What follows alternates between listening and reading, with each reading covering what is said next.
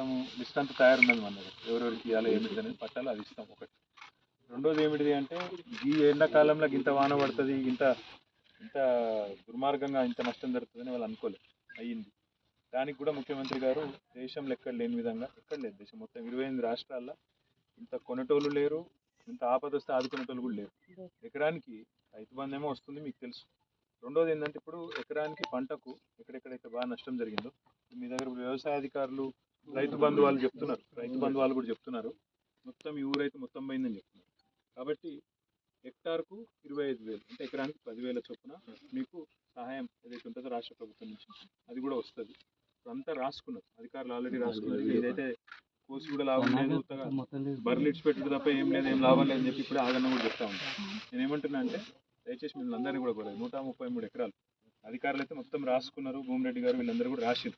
మీకేమి ఆ విషయంలో అనుమానం ఉంది, దీన్ని వెళ్ళిందేదో వెళ్తుంది, ఇచ్చిపెట్టుంది, డబ్బులు వస్తాయి, తప్పకుండా సాయం తీసుకొని మళ్ళీ వచ్చి అధికారులే వచ్చి మీ ఊరికే వచ్చి ఇస్తారు. మీరు ఎక్కడ పోయేది లేదు, ఎవరిని అడిగేది కూడా లేదు. ఒక ఇక్కడనే కాదు, వీర్నపల్లి కావచ్చు, ఇక్కడ కావచ్చు, లేకపోతే ఇక్కడ కిందికి గోరంటాల సింగారం కావచ్చు, ఇంకోటి కావచ్చు, ఎక్కడైనా రాష్ట్రంలో ముఖ్యమంత్రి గారు మీకు చెప్పమన్నది ఏంటంటే రైతులకు ఖచ్చితంగా సాయం చేస్తాము, అనుమానం పెట్టుకోవద్దని చెప్పి. మీరుగా ఇప్పుడు ఈ బాధ ఉంటుంది, మీ బాధ ఎవరు తీసేయలేరు. కాకపోతే దురదృష్టం ఏంటంటే చెడగొట్టు వాన నీ చేతిలో నా చేతిలో లేదు, అది ప్రకృతి పగబట్టినట్టు అవుతున్నది. కాబట్టి కొంచెం ధైర్యంగా ఉండండి. అదే ఇంకో మాట ఏంటంటే ఆ లోన్ కూడా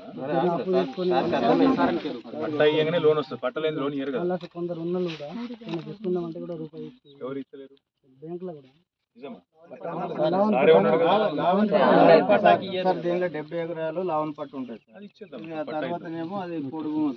ఇప్పుడు లావన్ పట్ట ఉన్న వాళ్ళు కూడా నష్టపోయిన వాళ్ళకి కూడా పరిహారం వస్తుంది. మీరు ఆ విషయం డౌట్ పడకూడదు. లావన్ పట్ట ఉంది మరి నాకు వస్తుందో రాదో అనుకోకుండా అవి కూడా రికార్డ్ చేయండి. ఎవరైనా సరే ఏ పంట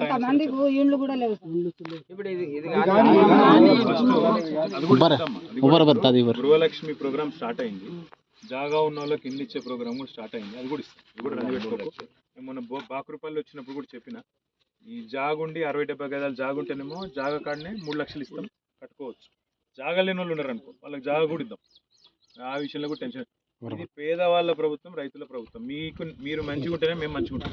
కాబట్టి మేము కడుపులో పెట్టుకొని చూసుకునే బాధ్యత కేసీఆర్ గారు అదే చెప్పారు. నిన్న కొత్త సెక్రటేరియట్లో పోయిన మొదటి రోజు చేసిన మొదటి సంతకమే మీరు దాని మీద ఇప్పుడు నేను చెప్పిందే కదా, సర్పంచ్ చేస్తా మొదలు ఇది కానీ రైతులకు రాని వాళ్ళకి రావాల్సిన